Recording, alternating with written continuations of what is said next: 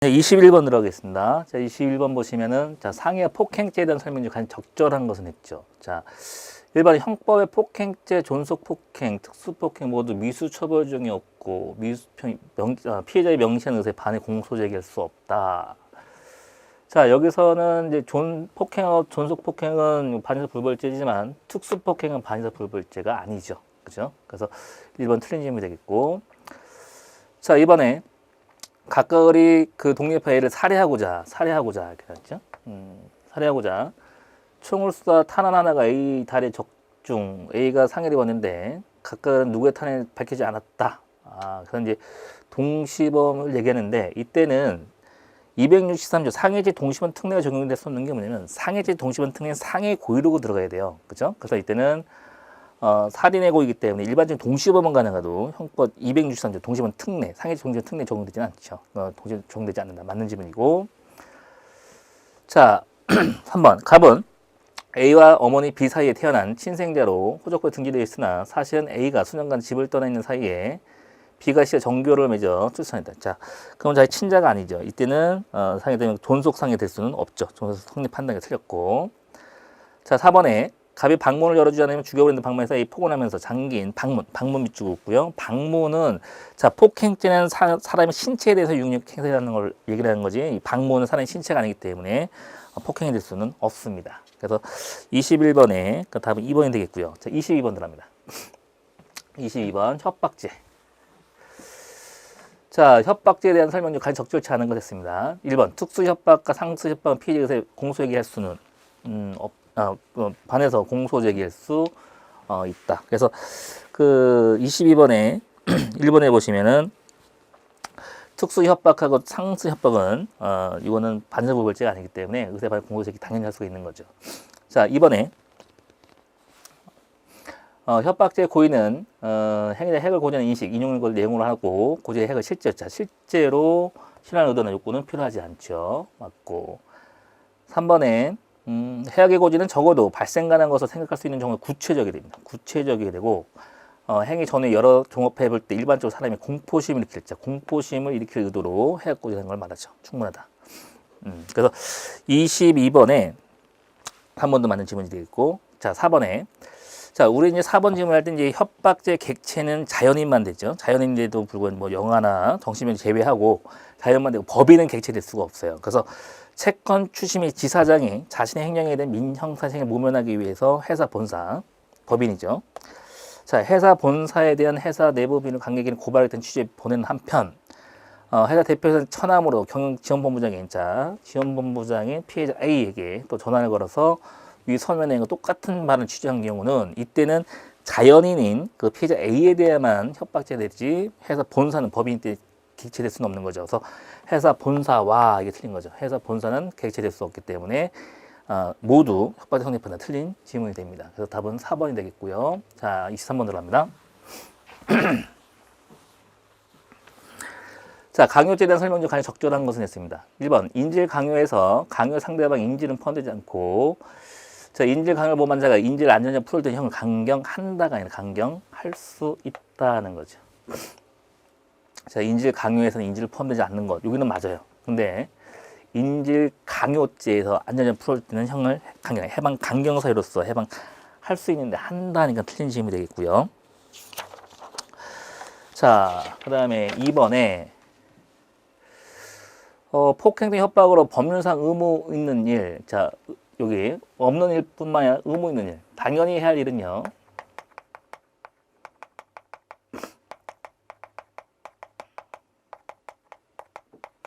강요가 아니죠. 그래서 당연히 해야 할 일은 강요죄 성립한다. 이게 후반부 이게 틀린 질문이 되겠고 이것도 포함되는 거 성립한다 틀렸고 자 3번에 환경단체 소속 회원들이 마치 단속권에 있는 것처럼 축산농의 폐수 산출 활동을 벌이면서 폐수 배출 현장을 사진 촬영하는 폐수 배출 사진 증거하는 과정에서 설명하지 않자 겁을 주고 거기에 사인을 하게 되면 어떻게 된 거죠? 협박을 해가지고 겁을 줬더니 협박 들어갔고 사인을 하게 되면 의무 없는 일을 하게 한 거죠. 강요죄에 해당이 됩니다. 강요죄에 해당한다. 23번에 답은 3번이 되겠네요. 자, 4번에 투자금 회수를 위해서 피해자가 강요하여 강요하고 나서 자연스레 받아낸 뒤 또는 갈취. 그래서 공갈죄도 상대방이 죽이신데 억지로 주는 거죠. 이게 공갈죄도 강요 성질을 갖고 있기 때문에 강요죄에서 공갈죄로 발전이 되면 이때는 강요죄는 공갈이 흡수되기 때문에 공갈죄만 성립이 되죠. 그래서 강요와 공갈이 실경이 틀립니다. 공갈죄만 성립됩니다. 자, 24번을 합니다. 자, 24번 보시면 자, 세포감금죄에 대한 옳고 그름 OX 합시다. 자, 기억. 감금이 뭐 강간의 수단이 되죠. 공통된 요소가 없어서 흡수가 될 수 없고 이때는 감금과 강간 이거는 흡수되지 않고 별죄를 구는 정확히 하면 상상적 경험이 되겠고요. 별죄를 구성하는 맞는 지문이 됩니다. 자, 그리고 니은 감금하기 위한 수단으로 협박하죠. 그럼 자동차에 타 XX가 협박할 수 있기 때문에 이 협박은 감금을 유지하는 수단에 해당이 될 때 감금이 흡수가 됩니다. 그래서 감금죄 하면 되는데 감금죄 흡수될 때 별죄를 구성하지 않는다. 맞고. 자, 디귿 중감금죄가 성립하기 위해서는 사람 감금 후 가혹행위를 하여 그렇죠. 자, 우리 이제 그 조문에서 얘기하는 건 중감금죄는 감금 플러스 가혹행위만 있으면 되는 거죠. 그렇죠. 감금하거나 밥을 주지 않든지 뭐 폭행하든지. 근데 요 생명의 신체에 대한 위험, 생명에 대한 구체적인 위험 발생 이걸 요하지는 않습니다. 조문에 의하면 감금 플러스 가혹행위만 있을지 생명 신체에 대한 구체적 위험이 발생돼야 한다. 이건 요건하지 않기 때문에 발생해야 한다는 게 틀린 질문이죠. 자, 그 다음에 리을 미성년 유인. 유인죄 성립됐고 계속 미성년 불법 감금. 자, 그럼 미성년 유인 후 감금이죠. 그죠? 유인 후 감금이기 때문에 각각의 행위로서 이거는 뭐야? 감금의 미성년 유인죄와 감금이 별도 성립한다. 이거 정확히 해서는 이건 실체적 경합이 됩니다. 그래서 24번에는 거기 틀린 질문은 디귿이 틀렸고 나머지는 다 맞는 질문이 되겠네요. 자, 이제 25번 들어갑니다.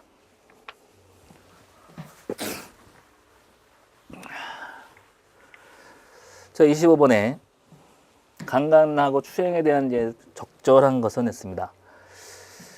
일반 채팅으로 만난 16세 여고생에 성교를 해주면 그 대가 돈을 주고 거짓말하고 성교를 한 경우 302조에 미성년자 위계가능죄가 성립이 된다. 자, 성교를 해주면 그 대가로. 그래서 이게 좀 문제가 애매하죠. 이게 이제 25번이 뭐 정확히 이제 답은 적절한 것은 이제 정확히 답은 3번인데 1번도 조금 문제거리가 있었어요. 이게 이제 뭐냐면 우리가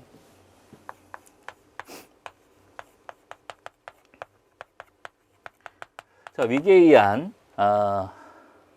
미성년자라든지 뭐 미성년자 가늠죄 예를 들죠.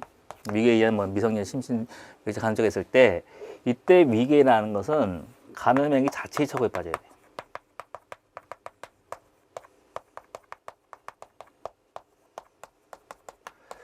이때 가늠행위 자체의 처벌에 빠진다는 얘기는 의사표시에 그 위계라는 건 기망이라는 의사표시를 하죠. 의사표시에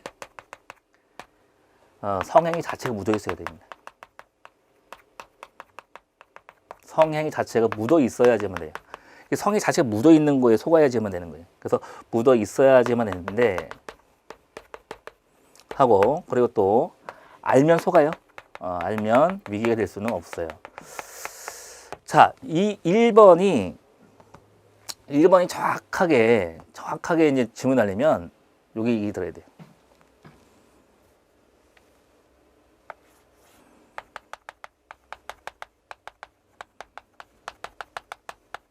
정확한 질문은 채팅으로 만난 성 경험이 있는 16세 여고생, 16세 청소년에게 성교를 해주면, 즉 뭐냐면 성교를 해주면 이 의사표시 성행이 묻어있어 안 묻어있어요? 묻어있죠. 그러면 대가 주겠다 거짓말을 성교를 했을 때 이런 경우라면 만약에 그 16세의 성경험이 없는 경우라면 위계가능죄 성립이 가능해요. 근데 여기서는 문제 지문이 성경험이 있는 이걸 정확히 제시를 안 해줬다는 얘기죠. 그래서 문제는 위에 세모 성질을 갖고 있고, 그래서 만약에 성경험이 있는, 그래서 성에 대해서 알고 있으면 모르고 있어요. 성에 대해서 알고 있으면 위기가 될 수가 없어요. 그렇죠? 그래서 요 지문은 이제 성검이 있는 거를 제시를 안 했기 때문에 조금 문제거리는 있었어요. 그죠? 근데 문제는 정확한 답은 이제 3번이 났기 때문에 이거는 뭐 세모가 이제 정답으로 틀린 질문이 되겠죠. 그래서 이때는 성경험이 있기 때문에 성경이 16세 여고생이기 때문에 성경을 알고 있죠. 그래서 위기에 가는 대수는 없다 봐야 되는 거예요. 자, 이번에 사람이 차량의 왕래를 빈번 도로에서 갑이 자신을 무시한 채 성적 욕설 밑줄 긋고 하면서 자신 바지를 내서 제 성기. 그러면 욕설을 성기로 보이는 거는 강제추행에 해당한다. 틀렸죠. 강제추행은 폭행 협박이 수반되기 때문에 이렇게 단순 욕설은요 폭행이 아니죠. 폭행이 아니기 때문에 강제추행 될 수는 없다고 보셔야 됩니다. 자, 3번 피고인이 엘리베이터 내에서 피해자를 칼로 위협하는 등의 방법으로 꼼짝하지 못하도록 하고 자, 실제 지배해준 다음에 자유행위를 하죠. 폭행 협박 들어가고 자유행위 강제추행죄 성립되겠죠. 추행이 성립한다. 맞고. 자, 4번에 야간에 강간을 목적으로 피해자 집에 담을 넘어 침입 후 안방에 자고 있던 피해자 가슴과 엉덩이를 만졌다. 자, 여러분 강간죄에서 얘기하는 폭행 협박은 시행착수 폭행 협박은 반항 불가능 현저히 곤란케 할 의도로 해야 됩니다. 그래서 반항 불가능 현저히 곤란케 의도로 폭행 협박을 해야 되는 것이지 이때는 가슴과 엉덩이 자고 있는 사람의 가슴과 엉덩이를 만진 것은 반항 불가능 폭행 의도가 아니기 때문에 강간의 요구는 폭행이 될 수는 없어요. 그래서 시행착수 인정되지 않기 때문에 요 미수단 표현한 것은 틀린 질문이 되겠죠. 그렇죠? 자, 됐습니다. 그래서 25번은 조금 문제가 1번 지문이 좀 문제가 정확한 지문은 아닌데 정확한 답은 이제 3번이 나왔기 때문에 객관식에서 이제 가장 적절한 것은 괜찮죠. 그래서 사지선 내에서 하나는 정확히 맞고 하나는 정확히 세모다 하면 또 정확하게 맞는 3번을 찍으셔야 하는 게 옛날 복수정답거리 문제였던 대법원 판례에 그렇게 나와 있죠. 그래서 문제는 요 1번은 좀 문제가 있지만 정확한 답은 3번이기 때문에 3번을 처리해야 되는 것이 객관식에서 답이 되겠죠. 자, 이제 3번 되겠고 자, 다음 문제 들어가겠습니다. 26번.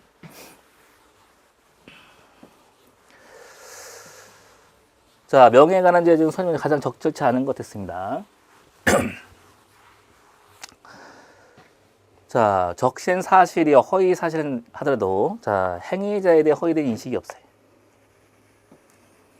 경우 307조 2항의 명예 손죄는 307 1항이 된다. 자, 여러분 잘 보세요.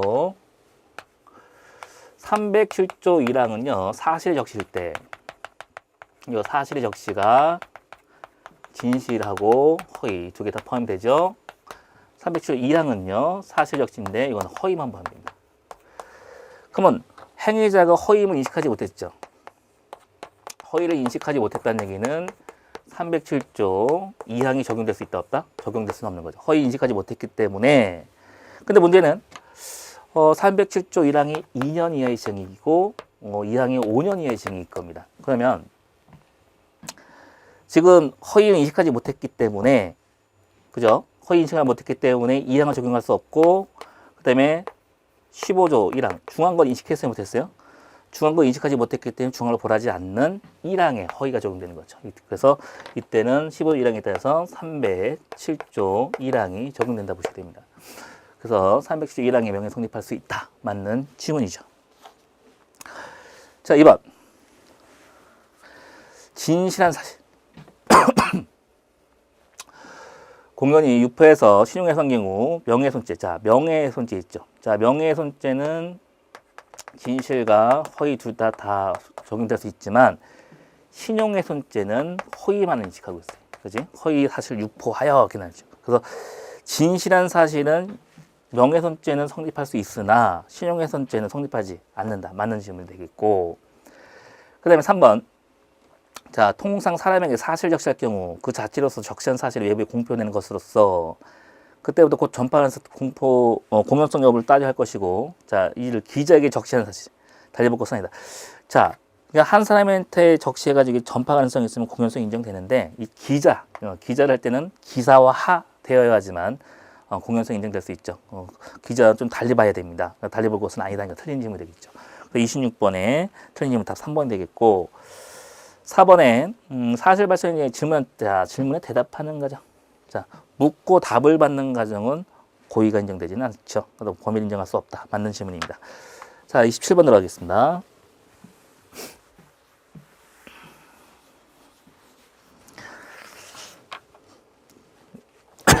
자, 업무방해. 옳은 것을 모두 골라라. 자, 업무방해죄에서 업무라는 것은 여러분 다 알다시피 형법상 보호가치가 있는 거에 대해요. 그래서 불법성이 큰 경우는 보호가치가 없어서 업무방해 될 수는 없죠. 자, 기억에 폭력조직 간부가 조직원의 공모, 타인과 성매매 없어. 앞에서 호칭 병풍을 치고 촬영 주제는 성매매업을 방해하죠. 자, 성매매업을 하고 있는 친구는 불법성이 굉장히 크기 때문에 보호할 가치가 없는 거죠. 보호할 가치가 없기 때문에, 즉 폭력 조직을 간부를 처벌함으로써 성매매업을 하는 자를 보호할 가치가 없는 거죠. 이때는 업무방해에 해당하지는 않는데 해당한다는 틀린 질문이 되겠고, 자, 니은 업무방해죄 성립 업무와 결과 실제로 발생을 요하지 않고 업무방해 결과에 초래할 위험성만 말씀드리죠. 위험이 발생되면 족하다. 맞는 질문이 되겠습니다. 디귿. 자, 근데 신규직원 채용 권하고는 지방공사 사장이 피고인과 시험 업무 담당자 부정 지시해서 상호 공모. 서로 짰어요, 안 짰어요? 그렇지? 공무원들이 양해하에 시험 성적으로 부정행위를 한 경우 위기에는 업무방해가 생각하지 않는다. 아까 봤듯이 간단히 언급했는데 알고 있으면 위기될 수 있다 없다? 없어요. 그럼 서로 알고 있기 때문에 공모했다는 얘기는 서로 알고 있다는 얘기잖아. 그러면 알고 있기 때문에 위기될 수는 없다 봐야 돼요. 위기에 해당하지 않는다. 맞는 질문이 됩니다. 자, 그 다음에 리얼. 선착장에서 공유 수면 점용을 받음에 없이 공군 지시에 따라서 선착장 경영 기간 마을 주민과 임대차 계약. 자, 임대차 계약을 체결하고 선박으로 폐석을 만한 업무에 보통 업무에 해당하지 않는다? 아니죠. 임대차 계약. 그러면 우리가 이제 그 계약 위반이라든지 일반적인 계약 위반이라든지 행정법규 위반은 불법성이 크지 않기 때문에 보호가치가 있는 업무에 해당이 되죠. 그거 또 계약 위반이기 때문에 업무에 해당하는데 해당하지 않는다는 게 틀린 질문이 되겠습니다. 자, 다음 문제 들어가겠습니다. 자, 28번. 자, 주거침입죄. 주거침입죄에 대한 설명으로 가장 적절치 않은 것. 자, 형법에 주거침입죄 태거부로 미수처벌 규정이 있다. 그럼 뭐냐면 주거침입죄는 거동범이고 태거불응죄는 진정부적이범입니다. 그럼 이론상 미수인정하면 안 되는데 우리 형법 미수처벌 규정이 있는 것 알아두셔야 되겠고 맞고요. 그 다음에 이번에 주거침입죄 계속범이죠. 계속범 견해에 따르면 불법 침입 태거유구를 받고 불응한 때는 태거를 별도로 성립하지 아니한다. 자 여기서 보시면 주거침입죄 계속범이라는 견해에 따르면 불법 침입해서 주거 침입한 자가 태거유를 받고 태거 불응하지 않으면 태거물증 주거침입 다 흡수되기 때문에 주거침입죄가 되는 거죠. 별도로 태거물증 성립하지는 않는다. 맞고. 자, 3번에 사용자의 직장폐 정당한 쟁행으로 인정되지 않은 때 직장 폐쇄가 정당한 쟁행으로 인정되지 않죠. 그치? 이런 거는 태거 요구에 응할 이유가 없기 때문에 태거가 다른 특별한 사정이 없는 한 근로자 평소 출입하는 사업장 안에 들어갈 때는 주거침입죄 구성하지는 않는다고 보셔야 됩니다. 맞는 질문이고. 자, 4번에 다른 사람이 주택에 무단 침입한 범죄 이미 유죄 판결 받은 사람이 그 판결 이후 판결 확정 후에도 태거하지 않았죠? 그치? 그럼 판결 확정 이후에도 태거하지 않은 것은 처음부터 불법한 침입으로 오기 때문에 별도로 주거침입 구성하는데 구성하지 않는다. 이건 틀린 질문이 되겠네요. 그래서 28번의 답은 4번이 되겠습니다. 자, 다음 문제 들어가겠습니다. 29번. 자, 절도죄. 자, 절도죄는 여러분 타인 소유, 타인 점유에 있는 재물을 취고할 때 성립하는 거죠. 자, 그러면 1번에 갑이 자신의 어머니 명의로 구입 등록했으니까 A 소유죠. 그리고 A 영신 B에게 담보로 제공했다는 얘기는 B가 사용하고 있기 때문에 B 점유죠. 그러면 갑중식으로 본다면 타인 소유, 타인 점유로서 몰려가지고 절도죄가 성립이 되겠죠. 맞고. 자, 이번에 채권자 갑이 채무자가 점유한 양도담보 목적으로 동산을 제3에 매각하여 그 양도담보를 목적으로 점유하고 있는 양도담보 목적으로 동산을 제3에 매각할 수 있다는 얘기는 변제가 지났기 때문에 채무자가 돈을 못 갚아서 이 변제가 지났기 때문에 갑은 당연히 처분 권한이 있는 거죠. 그래서 이거를 매각하여 목적물의 소유권을 취득한 다음에, 을로 하여금 갑으로부터 목적물 반환 청구를 양도받으면 금을 취고하게 되는 거죠. 그러면 을의 취고 행위는 절도 처벌하지는 않죠. 그래서 갑의 목적을 처분행위는 절도죄가 된다. 자, 이거는 뭐냐면 소유권을 취득했다는 얘기는 자기 소유예요. 자기 소유이기 때문에 절도죄는 타인 소유, 타인 점유 때문에 가능하거든요. 그건 자기 소유이기 때문에 이건 별도로 절도죄 나오지는 않는다 보셔야 됩니다. 그래서 29번에 틀린 질문이 2번이 되겠고 3번에 소유 권한 없이. 자, 권한 없이 식전 수목은 토지 소유자 거죠. 그래서 토지 소유자 건데 갑이 그 몰래 가져가면 타인 소유, 타인점에서 절도죄 성립되겠죠. 자, 4번에 갑, 을이 합동하여 합동범이고 주관이네요. 절도의 목적 타인의 주거를 침입했다 하여도 절차를 물색하기 전 합동범의 그 주관일 때는 또 뭐 직접적인 전 단계는 물색행위에 들어가야 되는데 물색행위 전이라면 아직까지 실행 착수는 인정되지 않죠. 인정되지 않는다. 맞는 질문입니다. 29의 답이 2번이 되겠고, 자, 30번으로 갑니다. 강도죄에 대한 설명 중 가장 적절한 것은 했습니다.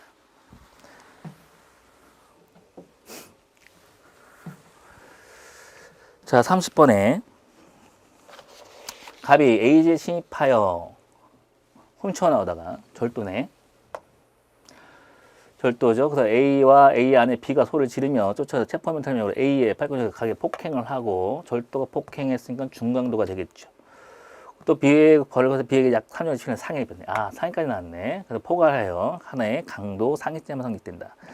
자, 이게 아주 예외적인 판례예요. 왜냐면 우리가 그 일신 전속적 법익 같은 경우는 피해자별 하나씩 성립하는 게 원칙이거든요. 자, 잘 보세요. 갑이 예컨대 앞에 있는 A를 살해하고 곧바로 B를 살해하게 되면 살인죄와 살인죄의 실체경이란 말이에요. 근데 문제는 이것도 마찬가지 실경으로 봐야 돼요. 즉 뭐냐면 A와 B에 대해서 각각 폭행을 했기 때문에 이것도 뭐가 돼요? 이것도 실체경험이 되는데 판례가 하나는 중강도고 하나는 중강도 상해이기 때문에 중강도 중간 상해 흡수돼서 하나의 강도 상해죄만 성립한다. 이게 판시한 거예요. 그래서 예외적으로 암기해 주셔야 돼요.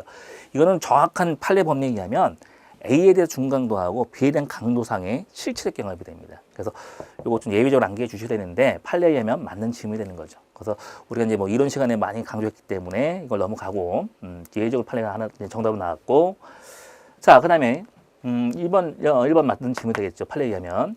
자, 2번. 갑이 절차를 물색하던 중 실행착수 나갔네요. 도둑이 하라고 고함시자 체포멘탈 목적 이유를 보여주라 상해를 가했다. 상해를 가해서 목적 달성 여부에 따라 강도상해에 해당이 된다. 아니죠. 절도 미수범이 상해를 하게 되면 절도 목적 달성 여부에 따라서 상해 그 강도 상해 여부가 결정된다.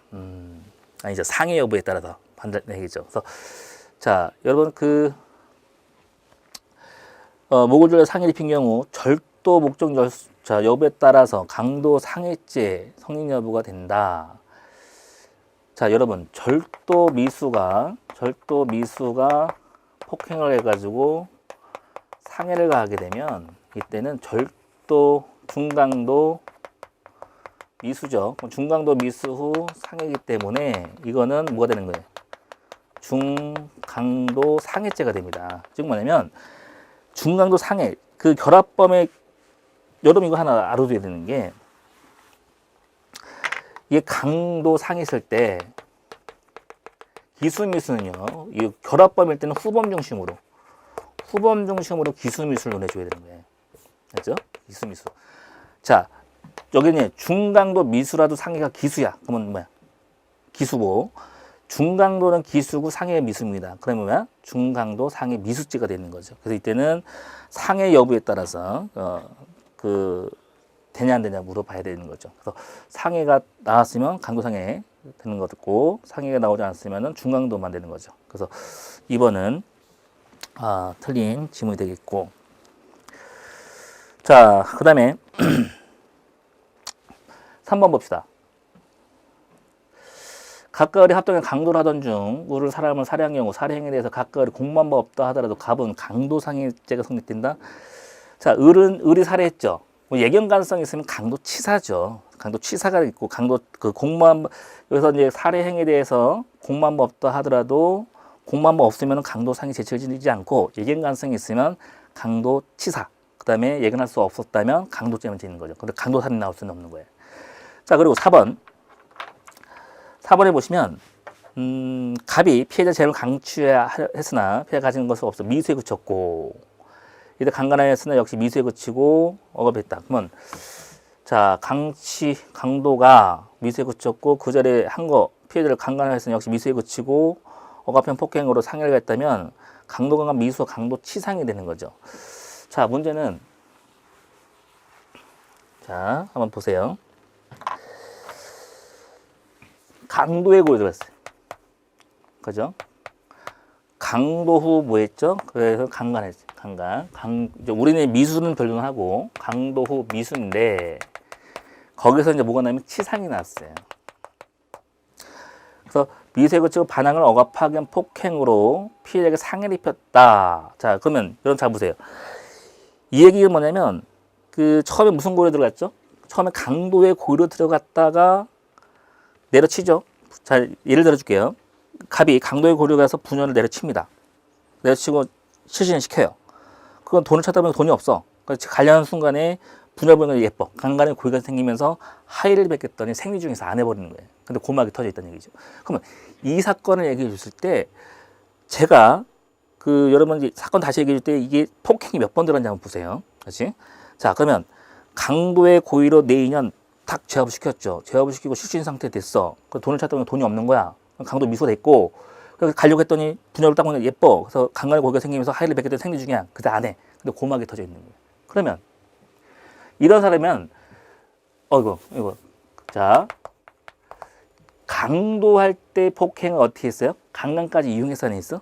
이용했기 때문에 전세 사건의 폭행은 하나예요. 그리고 상해는 당연히 어디서 났어? 강도에서 나는 거죠. 그래서 이때는 강도 치상죄와 그다음에 자, 그래서 강도 강간 여기서 이제 강도 강간 하나가 나오고 그다음에 강도 치상이 나오고 전체 사건의 폭행이 몇 번? 하나입니다. 그래서 4번에 보시면 피해자의 재물을 강취했으나 피해자가 가진 것이 없어 미수에 그쳤고 자, 그 자리에 피해자를 강간을 했으나 이 뜻은 뭐냐면 강도의 폭행을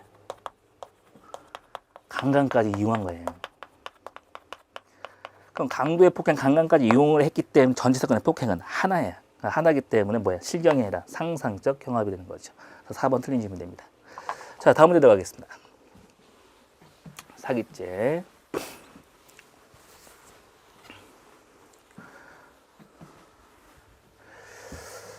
자, 사기죄 보시면 적절한 것은 했습니다. 자, 1번에 자, A에서 운영자 갑이 A에서 B에 대한 채권이 존재하지 않는 사실 알면서도 그 사실을 모르는 B에서 뚜뚜뚜뚜 나있죠.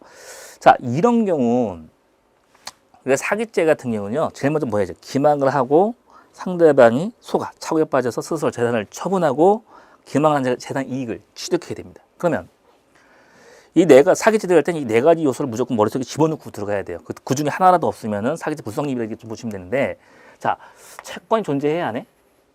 채권이 존재하지 않습니다. 채권이 존재하는 걸 알면서도 이렇게 막 했으면 어떤 이익을 취득한 게 있다 없다. 이익을 취득한 것이 없어요. 그래서 사기죄가 되지 않는다 이렇게 보셔야 돼요. 그래서 이때는 실행착수 볼 수는 있다 없다. 실행착수 볼 수는 없다 보셔야 돼요. 그렇죠? 자, 1번 됐고 2번에 어음의 발행인 각자 자리가 부족한 상태에서 자금을 편법으로 확보하기 위해 서로 동액의 융통음을 발행해서 그 교환한 경우 자기 발행한 그 지극히 결제에서 예견을 쓸 때는 사기죄 성립한다.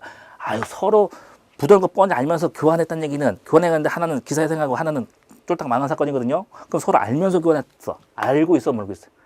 서로 알고 있다는 얘기 의사합치가 있죠. 의사합치가 있다는 얘기는 기망이라고 보면 돼, 안 돼? 안 되는 거예요. 사기죄 성립한다. 틀린 질문이죠.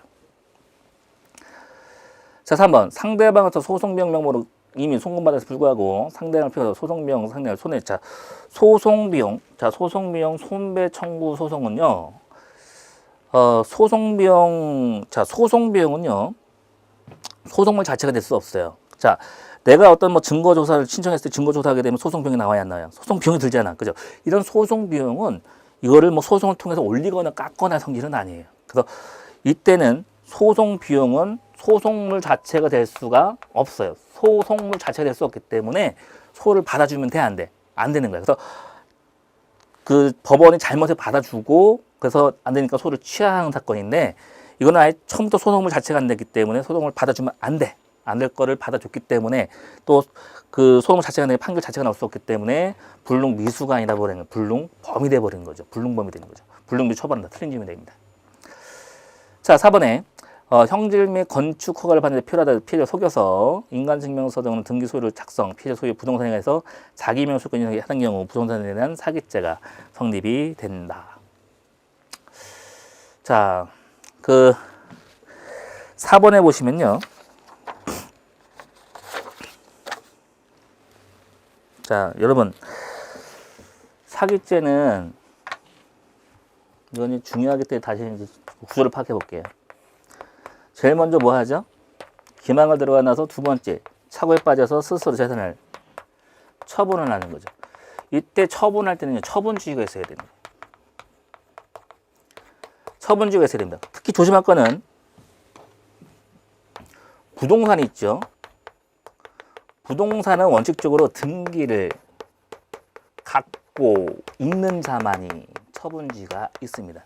부동산은 누구만 등기를 갖고 있는 자만이 처분주의가 있어요.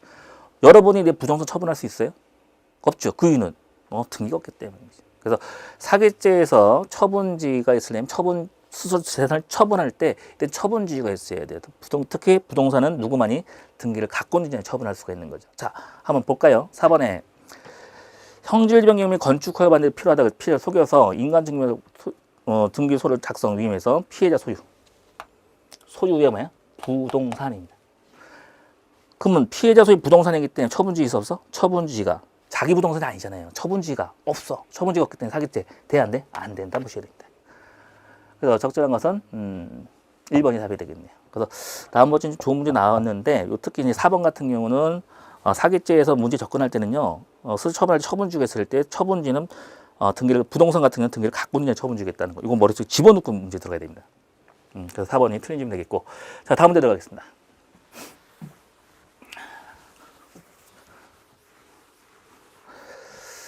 자, 32번. 공갈죄에 대한 설명이 가장 적절치 않은 것 됐네요. 자, 1번에 부동산.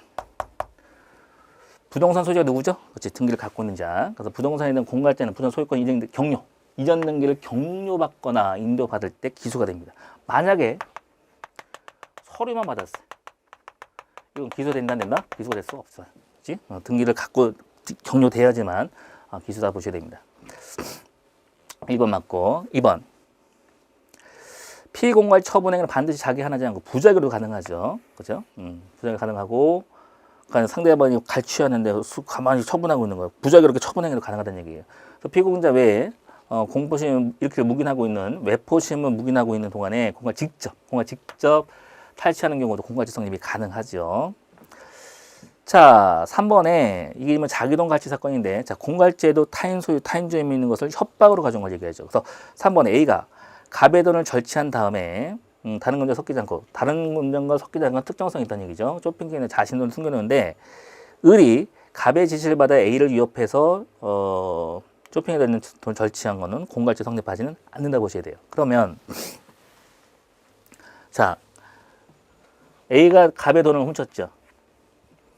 그럼 갑은 지금 A가 훔친 거 알아 몰라? 알고 있죠. 그죠? 그럼 갑중심을 본다면 이 훔친 돈도 다 섞이지 않았어요. 그러면 갑이 자기 물건의 소재를 알고 찾을 수 있으면 갑의 소유, 갑의 점유가 인정되는 거예요. 그래서 갑은 자기 돈이 어디 있는지 알고 A한테 있는 거 알고 또 가면 찾을 수가 있기 때문에 갑의 점유가 인정됩니다. 그래서 이때는 자기 돈 갈취 사건이죠. 다른 거 섞이지 않았기 때문에 자기 돈이니까 뭐야? 자기 소유죠. 자기 소유이기 때문에 공갈죄 나올 수는 없다 보셔야 됩니다. 공갈죄는 타인 소유, 타인 점유를 원칙으로 하는 거예요. 자, 그 다음에 4번. 갑이 예금 중인 현금카드 소유를 협박해서 카드를 갈취한 다음에 피해자 승낙에 의하여, 그지? 현금카드를 갈취한 권한을 부여받아서 이를 사용했다면은, 사용 권한이 있기 때문에 예금 인출한 것은 뭐 카드 자체에 대한 공갈죄는 될 수 있어도 예금 자체에 대한 절도적 성립할 수가 없어요. 취소 전까지 사용 권한이 있기 때문에 예금 인출 그 자체는 절도 성립하지 않습니다. 자, 다음 문제 들어가겠습니다. 자, 횡령죄.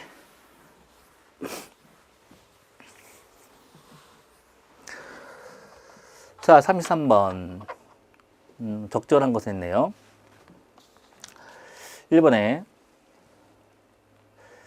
피고인이 근저당 설정 등을 마치는 방법 부동산 횡령, 취득한 구체적 이득액은 부동 시가 상당액에서 위 전에 설정된 피담보증 공제하기가 아니죠.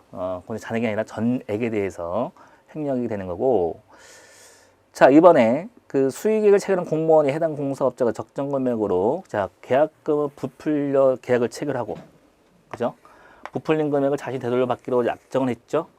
그러면 그 수익액을 해가지고 상대방한테 나중에 이게 뭐 원래는 이제 100만 원을 수익액을 할 수 있는데 150만 원을 일부러 계약을 체결하고 부풀린 금액에서 50을 나중에 받는다는 얘기죠. 나중에 돈을 받을 당시에는 어떤 직무 관련성이 없기 때문에 일이 다 끝나고 나서 되돌려 받는 거거든요. 그러면 계약이 다 끝나고 나서 일이 다 끝나고 나서 되돌려 받는 거기 때문에 받을 당시에는 뭐가 없어요. 직무 관련성이 없기 때문에 뇌물이 될 수는 없고 그 돈은 정부 소유이기 때문에 타인 소유 자기 주면서 횡령죄에 해당이 됩니다. 맞는 질문은 2번이 되겠네요. 자, 그 다음에 자 봅시다. 3번에 A 주식회 대표이사 갑이 자신 채권의 비액에 차용금에 대한 담보조로 자 A 주식회사 정기예금 직권 설정을 지집니다. 이게 배임죄거든요. 배임죄 피해자 A고요. 그 후 B가 갑의 동의하에 정기예금을 했던 자 A 주식회사 사건 전액 인출 이게 횡령죄인데 자 하나는 이제 첫 번째 배임죄고 두 번째는 횡령죄예요. 그럼 횡령죄 피해자 누구죠? A 주식회사죠. 그래서 배임죄 피해자도 A 주식회사, 그다음에 횡령의 피해자도 A 주식회사. 그럼 새로운 법을 침해한 게 아니기 때문에 이 두 번째 횡령은 불가벌적 사후행위가 되겠죠. 이때 불가벌적 사후행위이기 때문에 처벌하셨는데 어머니 횡령죄 성립 판단이가 틀린 질문이 되겠고. 자, 4번 들어갑니다. 제3자명의 사용 이른바 대포통령 계좌명의 영득이 의사로 전기통신 금융 인출한 경우 계좌명 사기만 공범인지 여부, 공범인지 여부와 관계없이 그죠? 여부 없이 전기통신 사기죄 피해되면 횡령죄 성립하지는 않는다. 자, 이 얘기는 뭐냐면 굉장히 중요한 질문인데 이 사건은 뭐 그 요약하면 이거죠.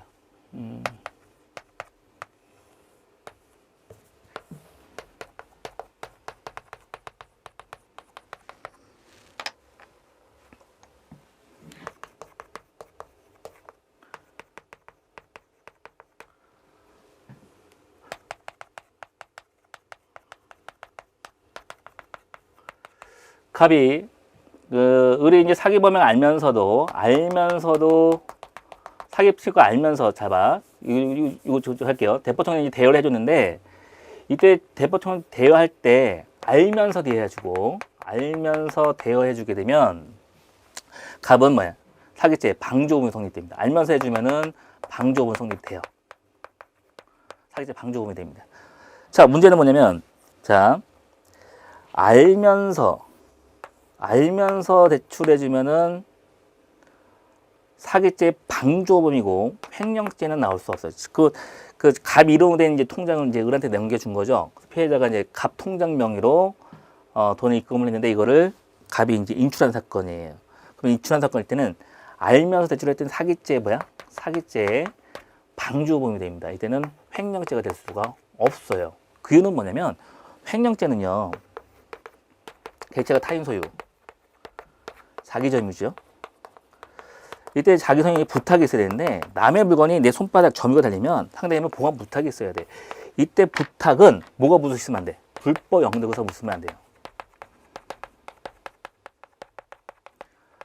불법 영득 의사 없는 순수 사실상의 부탁을 받아야 돼. 예컨대 내가 사기쳐서 받은 돈이 있죠. 사기쳐서 받은 돈, 이 돈이야. 사기쳐서 받은 돈은 사기죄 성립됐죠. 사기쳐서 받는 것은 뭐야? 불법 영득 묻었기 때문에 이거를 내가 임의로 처분해도 횡령죄 나올 수는 없다 이렇게 보셔야 돼요. 즉 알면서 한 거는 사기의 방조가 됐다는 얘기는 알면서 불법 영득가 묻어 있기 때문에 별도로 횡령죄 나오지는 않아요. 하지만 모르면서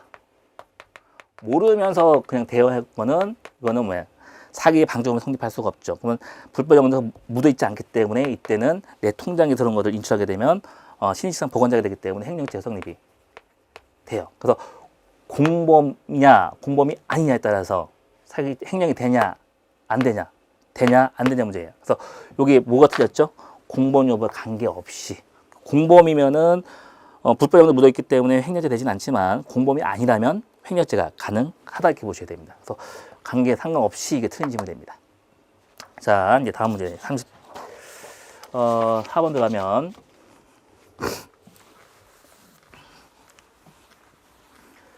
자, 다음 중 배임죄 또는 업무상 배임죄 성립하지 않는 모두 골라라. 자, 34번에 기억 보시면 새마을과 임직원이 동일한 대출 한정 제한 규정을 위반했죠. 초과 대출 행위했다 하더라도 자 대출 채권해서 문제가 없다. 그럼 위험성이 없기 때문에 배임죄 성립하지는 않는다 보셔야겠고. 자 니은의 자기 소유 동상이죠. 동상 매수인가 매매를 체결하고 중도금까지 받은 상태에서 제3자에게 그죠? 동상 이중매매죠. 그러니까 동상 이중매매는 이게 순수한 매매 계약이기 때문에 자기 사무 즉 타사자가 될 수 없어요. 타인의 사무 처리될 수 없기 때문에 매매 동상 내게 인수를 하게 되면 당연히 대금 주는 거거든요. 자기 사무이기 때문에 동상 이중매매는 이거는 자기 사무이기 때문에 배임죄가 될 수 없어요. 배임죄는 타인의 사무 처리자가 하는 거죠. 자, 디귿. 회사의 승낙 없이 임의로 지정 할인율보다 높은 할인율 적용해서 지정 가격보다 나가서 하지만 거래 제품을 판매에 따라 자비줄 시장 거래 가격에 따라 제품을 판매합니다. 그럼 손해 보는 것이 없기 때문에 배임죄 안 된다 보셔야겠죠. 자, 리를 보시면 피고인의 채권의 담보 목적으로 피해자 대제 건물을 피고인에게 소유권을 해주었는데 피해자 약정일까지 금융을 이행하지 못하자 담보권 실행으로 영가를 처분합니다. 자, 그러면 담보권 실행을 했다는 얘기는 담보권을 양도담보로 넘겨준 자가 양도담보 설정한 그 권리자가 담보권 실행했다는 얘기는 변제기 경과 후의 문제입니다. 변제기 경과 후에 당연히 이걸 영가를 처분해도 이거는 배임죄 성립하지는 않는다 보셔야겠죠. 그러니까 담보권을 시행할 수 있다는 얘기는 채무자가 돈 안 갚은 그 변제기 기간이 지났기 때문에 당연히 채권자는 그거를 처분할 수 있는 권한이 생기는 거예요. 그래서 영가 처분해도 상관이 없습니다. 배임죄 성립하는 거 없네요. 자, 됐고 다음 문제 들어가겠습니다. 35번.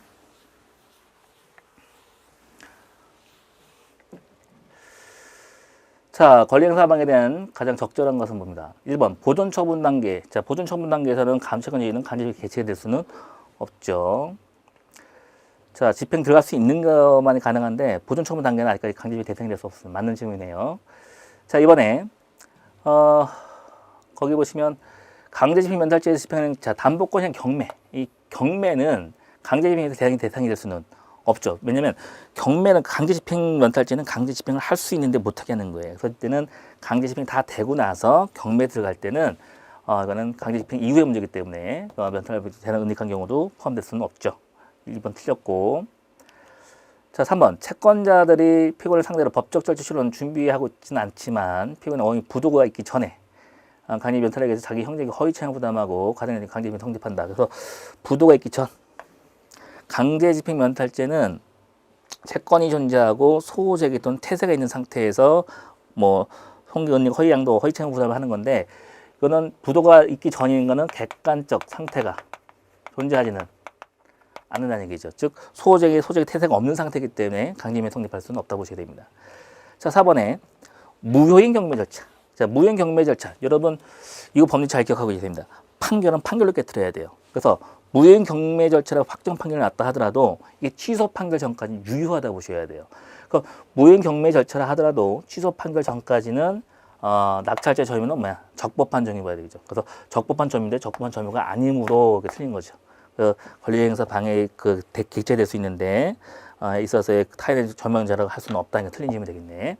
자, 이제 35번은 이제 1번이 답이 되겠고 그 다음에 36번 들어갑니다. 자, 문서죄에 관한 죄.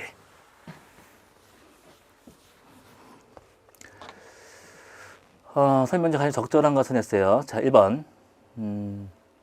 A 주식의 대표이사가 갑이 실적 운영된 1인 주주 B 구조의 유의미나 승낙 없이 이미 퇴임한 전 대표이사 C를 대표이사 표시해서 A명의 문서 작성한 위조죄가 성립된다. 자, 여러분 위조가 되려면 작성가는 없는 자가 타인명의 문서를 만들었을 때 위조죠. 그죠? 자, 근데 문제는 뭐냐면 대표이사죠. 현직 대표이사기 때문에 작성 권한이 있죠. 작성 권한이 있기 때문에 위조가 나올 수는 없습니다. 성립한다 틀렸고. 자, 이번에 공무원 아닌 자. 자, 공무원 아닌 자는 공무원 허위사실 기재는 증명을 제출, 그걸 알지 못하는 공무원 증명을 받아내는 허위 공문 작성죄. 자, 공무원 아닌 자는요, 공문서에 대한 간접 정범이 될 수가 없어요. 그렇죠? 정범이 될 수 없는데 성립하는 틀렸고, 그래서 이 처벌 공무를 메우기 위해서 만든 조문이 공정중소 원본 불실기재죄가 되는 거죠. 자, 그 다음에 3번에 부동산 소유자가 하여금 근저당권자를 자금죄로 속여서 근저당 설정 경우를 한 경우라도 정당권이 있는 자에서 작성 문서 제출해서 그 등기가 이루어졌다면, 그죠? 그래서 자, 정당 권한이 있는 자에 의해서 작성 문서를 제출한 것은 허위사실 신고한 것이 아니죠. 공정성 원본 부지 성립하지는 않는데, 성립하지 않는다. 36번에 답은 3번이 되겠죠. 성립하지 않고. 자, 4번에 부동산 가액, 거래 가액. 내가 이 부동산을 얼마에 사고 팔았다. 거래 가액은 사실만 증명하는 거기 때문에 공정증서 될 수가 없어요. 그래서 공전자 기록 부실에 해당하지는 않는데 성립한다는 게 틀린 질문 되겠네요. 자, 이제 37번 들어갑니다. 자, 뇌물죄라는 설명 중 가장 적절치 않은 것. 자, 1번. 배임 수재자, 즉 개인 뇌물이죠. 배임 수재자가 배임 증제에 무상으로 빌린 물건을 인도받아 사용하던 중에 공무원이 되었고 배임 증제자가 새롭게 뇌물 공여를 의사를 밝히면서 배임 뇌물을 계속 사용하도록, 배임 수재자가 물건을 계속 사용하도록 한 경우 있죠. 처음부터 정한 사용료를 연장해 주는 등 새로운 이익을 제공한 거예요. 그러니까 새로운 이익을 제공한 게 아니죠. 그지? 제공한 것으로 평가할 수 없다면 당연히 뇌물공여죄 성립하지는 않는다. 맞는 지문이겠고. 자, 2번 들어갑니다. 자, 2번 들어가면 제3자 뇌물 공여에서 막연히, 자, 막연히 선처해 줄 것. 자, 막연히 선처해 줄 것이라는 기대가에 의해서 직무에 무관하게 다른 동기에 의해서 공유한 경우는 무시 의사에 의한 부정 청탁에 보기는 어렵다 봐야겠죠. 나중에 뭐 선물 주면 잘해주겠지. 제3자한테 뇌물 주면 뭐 선물 주면은 뭐 막연한 길 잘해주겠지. 이거는 부정 청탁을 볼 수는 없죠. 그죠? 맞는 질문이고. 3번에 약속죄. 뇌물 약속. 자, 약속죄는 그 당사자에서 합의를 말하고요. 합의가 있기 위해서는 아무런 명시 필요 없고, 여기 맞는데, 양 당사 의사 표시가 합정적으로 의사 합치가 있어야 돼요. 합정적 합칠 것을 필요한데 필요하지 않는다니까 3번이 틀린 질문이 되겠네요. 자, 이제 4번 들어가면, 공무원인 갑이 의로부터 1,000만 원 뇌물을 받고, 그중 500만 원 소비하고, 그죠? 500만 원 소비했으니까 이제 추징 개념이고, 그 나머지 500만 원을 예금 인치를 했죠. 그럼 이건도 인치를 했기 때문에 또 추징 개념이네. 이런 의뢰에게 반환한 경우, 반환했다 하더라도 문제는 그 소비하고 반환했다 하더라도 그 반환한 인출에 그 500원을 인출한 것은 다른 사람 이제 투자가 됐겠죠. 그렇죠? 그 다시 인출한 돈은 범죄인을 제공한 것이 아니기 때문에 처음부터 다시 인출한 돈 있죠. 인출한 돈은 처음부터 몰수할 수가 없어요. 몰수 추징 자체가 안 되는 거죠. 그래서 이때는 갑으로부터 1,000만 원을 추징해야 한다. 의뢰에게 반한 경우 갑으로부터 아니죠. 소비한 자.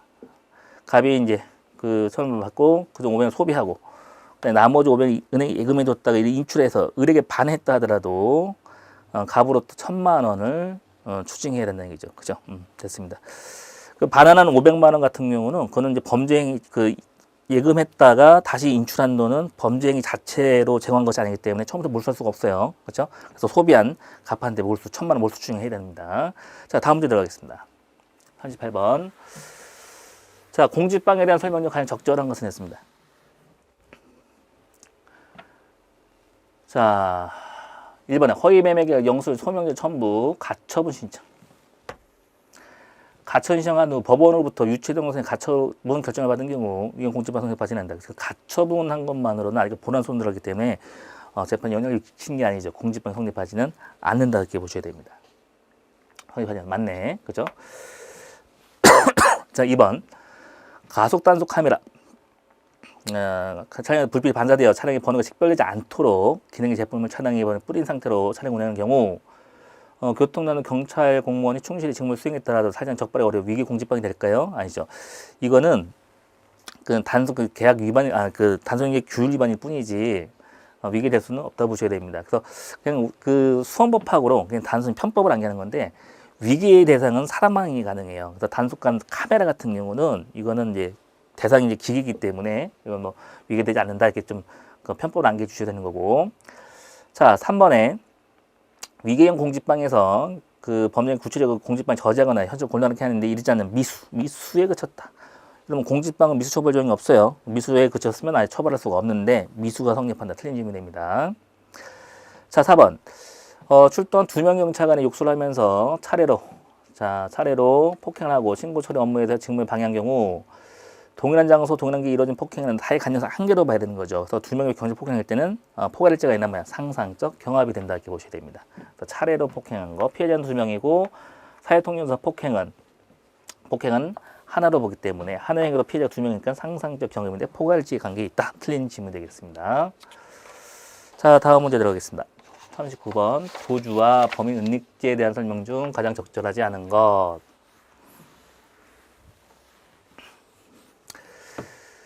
자, 1번에 도주죄는 즉시범으로 간접 실력을 지배한 상태에 이뤘을 때 기소되고 도주 행위 종료된 것이고, 자, 도주죄 그 기수에 이르는 이후에 도와준 것은 범인 도피죄를 될 뿐 도주 원조죄에 해당하지 않는다. 그러면 도주죄 기수 전에 도와준 도주 원조죄, 기수 이후에 도와주면 범인 은닉죄가 성립됩니다. 맞는 질문이 되겠죠? 자, 2번 들어갑니다. 가석방이라는 보석 중이죠. 자, 형집에 있는 도주의 주체가 될 수 없다. 여러분, 가석방 여기 있거든요. 이때 도주죄 법률에서 체포 구금된 자를 얘기하는데, 이때는 신체 구속력을 받고 있어야지만 돼요. 그 가석방이나 보석 중인 것은 신체 직접적인 구속력이 없기 때문에 이 주체될 수는 없습니다. 자, 3번에 범인이 기소인이 알고도 자, 다른 사람 명의로 대신 임대차 계약 체결해 줬죠. 그럼 범인 발견을 곤란케 했기 때문에 본죄가 성립되겠고 성립한다. 맞는 지문이고요. 4번에 공범 중 1인이 그 범행에 대한 수사 절차에서 참고인도 피의자를 조사받으면서 자기 범행을 구성하는 사실관계에서 허위로 진술하고, 허위를 제출하는 것은 자신의 범행에 대한 방어권 행사라도 범행을 벗어난 것으로 볼 수 없어서 이런 행위가 다른 공범을 도피하는 결과가 된다 하더라도 범인 도피죄 성립할 수는 없다. 그래서 참고인 또는 피의자로서 이렇게 허위 진술한 것만으로는 직접적으로 도피 행위를 해준 게 아니기 때문에 범인 도피죄에서 처벌할 수는 없다. 맞는 질문이네요. 자, 40번 들어갑니다. 위증과 무고의죄. 자, 위증과 무고죄에 대한 설명 중 가장 적절한 것은 했습니다. 1번. 유죄 판결이 확정된 피고인이 별건은 기소된 공범 사건에서 범행 사실을 부인하는 증언을 한 경우 피고인에 대해 사실 진술할 건 기대 가능성 없어요. 알죠? 증언 거부권이 있기 때문에 그때 그걸 행사하지 않은 것은 위증죄 성립하는데 성립하지 아니한다. 그냥 틀린 질문이 되겠고. 자, 이번에 별도의 증인 신청 및 채택 절차를 거쳐서 증인 신문 다시 신문 과정에서 자, 종전 신문 절차. 만약에 이거예요. 자, 뭐 1회 모두 절차 거치고 나서 2회, 뭐 5회 공판이 있죠. 자, 2회 공판 때 위증을 해요. 위증을 하고 나서 2회 공판 때 이걸 철회를 하게 되면 벌하지 않죠. 근데 문제는 2회 공판 때 위증을 하고 5회 공판 때 요 2회 공판 때 걸 철회를 한다 하더라도 위증의 성립은 위증죄는 성립이 된다 보셔야 돼요. 그래서 종전 신문 절차한 허위 진술 철회했다 하더라도 위증죄 성립은 되는데 성립하지 아니한다. 틀린 질문이 되겠고. 자, 3번에 상대방의 범행에 공범을 가담한 자가 자신의 범죄에 가담 숨기고 상대방의 공범을 숨기고 상대방이 공범만을 고소했다면, 즉 뭐냐면 갑과 을의 사기죄 공동정범인데 자기 범죄 사실을 숨기고 을이 사기죄를 범했다 이렇게 신고하는 거예요. 이건 허위 신고될 수 없기 때문에 무고죄 되지는 않는다 보셔야 됩니다. 성립한다 틀렸고. 자, 그 다음에 위증죄에 대해서 형이 감명 규정 재판 확정 전에 표적 감명서로 한다는 것은 자발적인 고백은 물론 법원의 수사기관에 고백한 위도 포함입니다. 즉 뭐냐면 위증죄가 재판이 확정 전에 필요적 자백 자수할 때 필요적 감면이고 한다. 그리고 또 자발적인 고백은 어디도 포함되죠? 법원이나 수사기관도 당연히 여기서 자백을 해도 포함이 됩니다. 그래서 자수할 때 필요적 감면 사유가 되는 거는 뭐 위증죄는 당연하죠. 위증죄가 재판에 자수할 때 자백할 때는 필요적 감면인데 이때 법원의 수사기관의 신문의 고백도 이 자백 개념에 포함이 된다. 그래서 요 법원도 여기 법원에서도 포함되는 것 좀 알아두셔야 됩니다. 자, 이로써 기출문제 40문제 다 분석을 해봤는데, 우리 뭐 경찰, 우리 승진시험 문제 같은 경우는요, 여러분이 이제 다음, 직장 생활 하시면서도 이거 좀 공부를 하시는 것도 시간적인 문제로 많이 애로사항이 있을 거라 생각을 했는데, 다음에 승진시험 준비하실 때는 이게 전형적 패턴은 벗어남이 없는 것 같아요. 그래서 여러분이 이 승진 공부하실 때 대표적인 학설 문제는 다섯 군데 좀 알면 되는데 그 학설 문제하고 주로 이제 시간이 없을 때는 가능한 한 판례 중심으로 좀 많이 보시면서 나중에 이제 특강 형식이라든지 뭐 문제 형식을 통해 가지고 학설 문제를 대비를 하신다면 충분히 거의 뭐 100점 맞을 수 있는 정도까지 가능을 합니다. 그래서 여러분이 하여튼 판례 중심을 좀 보시면서 학설 문제를 나중에 좀 보충을 해주시면 좋은 성적이 나올 수 있으니까 연대해 주시면서 더 공부를 하시면 될 것 같습니다. 자, 이로써 20년도 1월 10일 날 시행한 경찰 승진시 문제 해설 강의를 마치도록 하겠습니다. 자, 여러분 고생하셨습니다.